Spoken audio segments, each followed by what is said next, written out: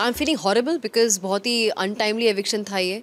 किसी भी इंसान को, एक नॉर्मल इंसान जिनको गेम नहीं पता है, जिन्होंने बिग बॉस नहीं देखा है और उनको किसी ने वो वाली गाइडेंस भी नहीं दी है कि जाते ही आपको एक अटैक गेम खेलना पड़ता है, मुद्दे निकाल के उसके ऊपर ओपिनियन करने पड़ते हैं।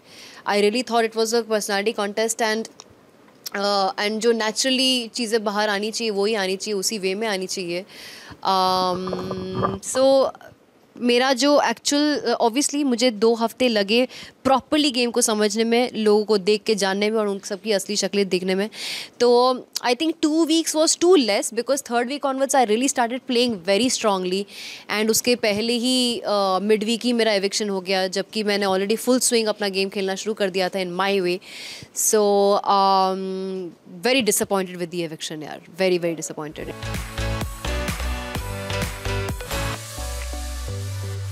माई biggest contribution I think the fact that मैंने जाते ही किचन एंड बाथरूम डिसिप्लिन कर लिया था मैंने, और वो डिसिप्लिन ऐसे किया था कि सबकी बहुत दहशत थी मेरे से। पीपल वर स्कैर्ड कि नो अपना कप डिश कहीं और गलत जगह रख देंगे तो उनको डांट पड़ेगी, लेकिन किसी में इतनी हिम्मत नहीं थी कि मुझे आके चैलेंज करे या मुझे बोले कुछ कि नायरा तुम कौन होती हो करने वाली। किसी ने मुझसे पंगे लिए नहीं, किसी ने मुझसे मुद्दा बनाया ही नहीं। तो मैंने भी बड़ा स्मूथली जर्नी को लिया, क्योंकि अगर मेरे साथ कभी किसी के साथ प्रॉपर मुद्दा होगा, रियल फाइट होगी, वो मैं करूँगी। और जब मेरा होना शुरू हुआ वो मैंने देखा कि मेरा टेलीकास्ट में है ही नहीं वो सारी चीज़ें। लाइफ में काफ़ी सारी चीज़ें हैं जो टेलीकास्ट में बिल्कुल भी नहीं है। सो आई स्टार्टेड वंडरिंग कि why it did not make it to telecast, what was the problem, what was the reason, I don't know. I am assuming कि जो बाकी लोग कर रहे थे वो शायद ज़्यादा शायद एक्साइटिंग था, या that's the kind of thing content public likes. So I am hoping कि मैं अपना ये जो साइड है उसको साइड में रख दूँगी, जो मेरा नेचुरल साइड है, जो नेचुरली जो आता है, और जो गेम के लिए इम्पॉर्टेंट है जो साइड, अगर मुझे वाइल्ड कार्ड एंट्री मिले मैं आउट एंड आउट सिर्फ वही करूँगी।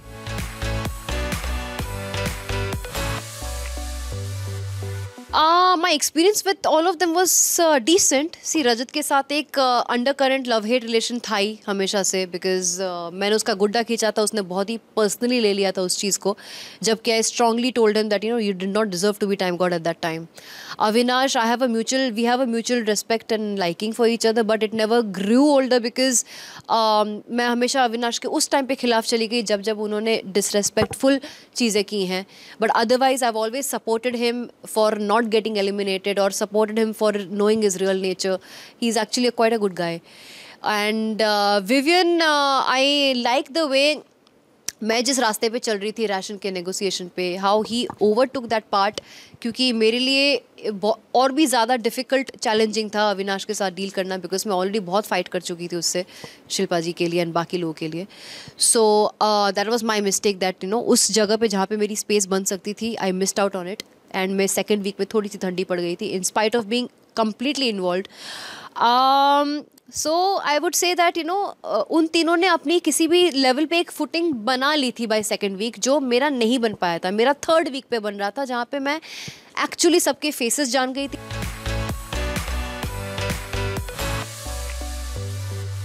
सबकी स्ट्रैटेजी जान चुकी थी, और कौन सा प्लेयर कहाँ पे किस तरह से पोजीशन है वो सब कुछ जान चुकी थी। I had planned my alliances, I was doing my task very well, in fact I think I did the best in the task. And जब हमारा जो नंबरिंग वाला भी टास्क हो रहा था, मैंने खुद को 5 नंबर पे डाला था और सबने अग्री भी किया था, बट यही टास्क जब अविनाश और आरफीन को दिया गया था, उन्होंने मुझे नंबर 12 पे डाल दिया था।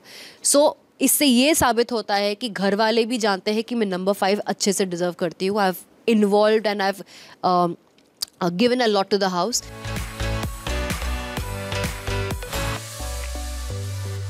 Even though मेरे खुद के कोई मुद्दे नहीं थे उस घर में, लेकिन किस तरह से मुद्दों को मैनेज करना, नेगोशिएट करना और उसका सोल्यूशन पाना मैंने डेफिनेटली उनको दिखाया है, और वो मेरे पास ही आते थे पूछने के लिए, एंड सेकेंड नंबर पे विविन के पास भी जाते थे पूछने के लिए।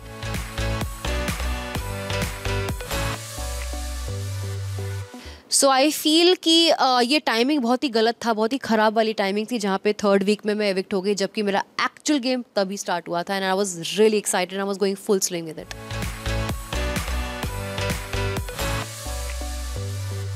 बिल्कुल लगता है ना, मैंने अभी जस्ट आपको एक्सप्लेन किया कि किस तरह से जो नॉर्मल लोग हैं जो ऑर्गेनिकली खिलते हैं, जिन्होंने हर एक सीज़न पीकर नहीं आए हैं, जिनको रूल्स एग्जैक्टली पता नहीं है, उनके लिए ये एक बहुत ही नेचुरल प्रोसेस था अपना फुटिंग पाना। 1-2 हफ्ते आप किसी भी नए घर में शिफ्ट होते हो, आपको लगता ही है उतना टाइम, वो भी सारे स्ट्रेंजर्स के साथ आप रह रहे हो।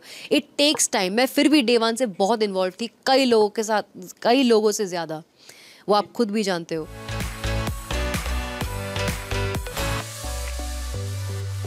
Hardest to get along with, easiest was Shrutika and Shahzada. Hardest, मेरा और रजत का एक बहुत ही on and off love hate वाला वो जोन था।